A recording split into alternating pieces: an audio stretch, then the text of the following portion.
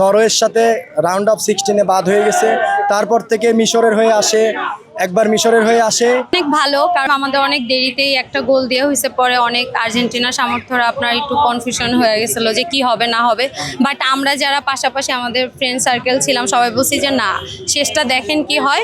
হ্যাঁ, বাট তখন পরপর তো আমরা 2টা গোল দিলাম, তো আমাদের একটা বিশ্বাস ছিল যে না, আমরা কখনো হারবো না। একদম কাপ আমরা নিয়েই ছাড়বো, যেহেতু এই পর্যন্ত আসতে পারছি, ইনশাল্লাহ আমরা কাপ নিয়ে ছাড়বো। ফাইনাল একদম আমরা নিবই। নিবই। এই সকালবেলা কথা দিলাম।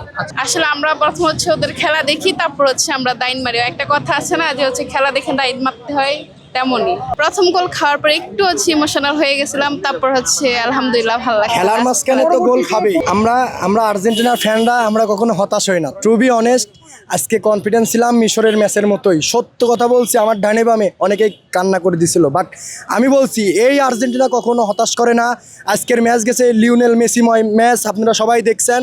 আজকের ম্যাচ গেছে আঙ্কারা মেসি, আজকের ম্যাচ গেছে